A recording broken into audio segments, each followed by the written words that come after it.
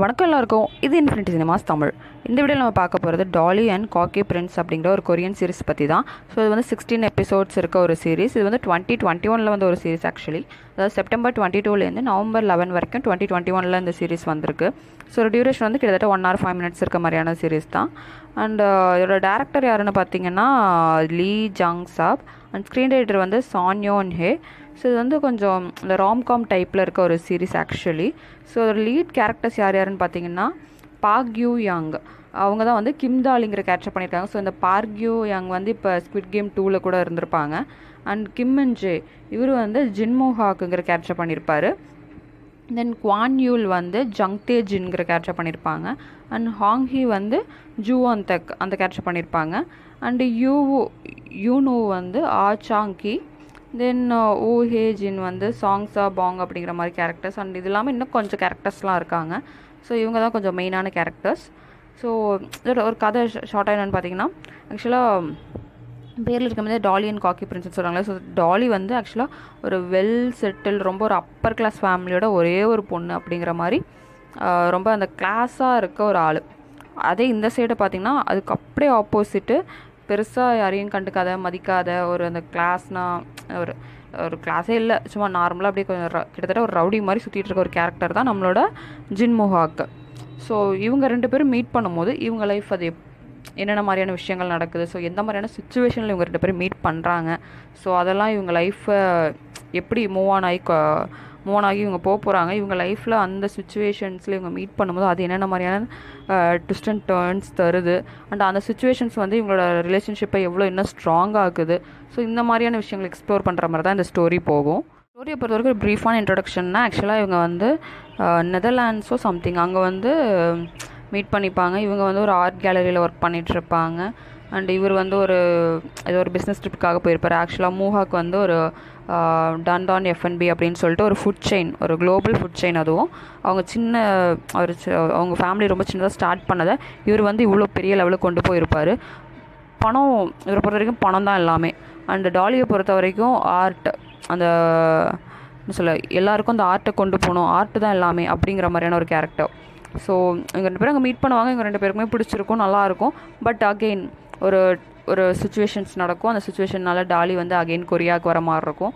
அந்த டைமில் இவங்க மீட் பண்ணும்போது அந்த சுச்சுவேஷன் வந்து இன்னும் கொஞ்சம் கிட்டத்தட்ட அது ஒரு வேர்ஸான சுச்சுவேஷன். ரெண்டு பேருக்குமே நிறைய ஏகப்பட்ட மிஸ் அண்டர்ஸ்டாண்டிங் இருக்கும்.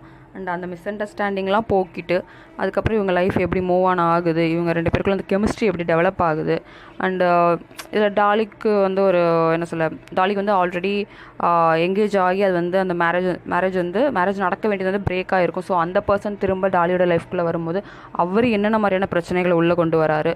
ஸோ இந்த மாதிரி நிறைய விஷயங்களை ஒரு மாதிரி இவங்க ரெண்டு பேருக்குள்ள இந்த ரொமான்ஸ் ஒரு சைடு போயிட்டு இருந்தாலும் ஒரு பக்கம் அப்படியே காமெடியாகவே கொண்டு போக ட்ரை பண்ணியிருந்திருப்பாங்க. ஸோ அதுதான் இந்த சீரிஸோட ஒரு சின்ன ப்ளஸ்ன்னு சொல்லலாம். அண்ட் ஒரு யூஸ்வலான கதை தான், ரொம்பவே யூஸ்வலான கதை. பட் என்ன சொல்ல, இந்த ஆப்போசிட் அட்ராக்ட்ஸ் ஈச் அதருங்கிற மாதிரி அதுதான் ஒரு மெயின் ப்ளாட்டாக வச்சு கொண்டு போயிருக்காங்க. அண்டு அதை வந்து எந்த அளவுக்கு இன்ட்ரெஸ்டிங்காக கொண்டு போக முடியுமோ அந்தளவுக்கு இன்ட்ரெஸ்டிங்காக கொண்டு போயிருக்காங்க, அப்படி தான் சொல்லணும். கேரக்டர் டெவலப்மெண்ட் வந்து என்ன சொல்ல, ஒரு மாதிரி நல்லாவே வித்தியாசமாக பண்ணியிருந்தாங்க. ஸோ மூஹாக்கு வந்து இப்படி தான்னா, மூஹாக்கு வந்து அந்த கேரக்டர், அந்த கேஸ்டிங் ரொம்ப பர்ஃபெக்ட்னு கூட சொல்லலாம். ஸோ இவன் இப்படி தாண்டானுங்கிறது நமக்கு அந்த ஒரு ஃபஸ்ட்டு 2 எபிசோட்குள்ளேயே இப்படி தான் நமக்கு புரிஞ்சிடும். ஆனால் கிம்தாலி வந்து கொஞ்சம் ஒரு மாதிரி சஸ்பென்ஸாகவே போகும். என்ன சொல்ல, ரொம்ப சாஃப்டான கேரக்டர் மாதிரி போயிட்டே இருப்பாங்க. திடீர்னு ஒரு பாயிண்டில் ரொம்ப இன்டெலிஜென்ட்டாகவும் ரொம்பவே கோவம் வரக்கூடிய ஒரு கேரக்டராகவும் அவங்களுக்கு வந்து ஒரு நிறைய என்ன சொல்ல, அவங்க கேரக்டருக்குள்ளே ஒரு கொஞ்சம் டிமென்ஷன்ஸ் இருந்தது அப்படின்னு சொல்லலாம். அண்ட் ஒன் மோர் திங் வந்து சொல்லணும் அப்படின்னா, எனக்கு ஆக்சுவலாக கிம்தாலியோட காஸ்டியூம்ஸ் அண்ட் இந்த அதாவது அவங்களோட அந்த ட்ரெஸ்ஸிங் அண்டு அந்த மேக்கப், ஆக்சுவலாக அவங்க ஹேர் ஸ்டைல் இது அப்படிங்கிற மாதிரி தான் எனக்கு என்னமோ அது ரொம்ப ஆடாக ஒரு மாதிரி வித்தியாசமாக, அப்பர் கிளாஸ்னால் என்ன இந்த மாதிரி தான் இருப்பாங்களா, அது ஒரு ஆடான ட்ரெஸ்ஸிங் சென்ஸ் இருக்க மாதிரி தெரியல. கொரியாவில் இது எப்படியோ தெரியல. பட் எனக்கு அந்த ஒரு காஸ்டியூம் இது வந்து எனக்கு அது ரொம்ப ஒரு மாதிரி வித்தியாசமாக பட்டுச்சு. அப்பர் கிளாஸில் இருக்கவங்க இப்படி தான் இருப்பாங்களா, இல்லை இந்த டாலிங்கிற கேரக்டர் ரொம்ப டிஃப்ரெண்ட்டாக அந்த கேரக்டரை இன்னும் என்ஹான்ஸ் பண்ணணும், இல்லை அந்த கேரக்டர் ரொம்ப வித்தியாசமான கேரக்டர்னு சொல்லணுங்கிறதுக்காக இந்த மாதிரி பண்ணியிருக்காங்களா அப்படின்னு அது எனக்கு அது புரியவே இல்லை. ஏன்னா அவங்களோட சில காஸ்டியூம்ஸ்லாம் எனக்கு ஒர்க் அவுட்டே ஆகலைங்கிற மாதிரி தான் இருந்துச்சு. ஆனால் அவங்களோட ஹேர் ஸ்டைல் எனக்கு சுத்தமாக ஒர்க் அவுட் ஆகலை. அது ஏன்னு எனக்கு தெரியல, இது என்னோடய பர்சனல் ஒப்பீனியன்.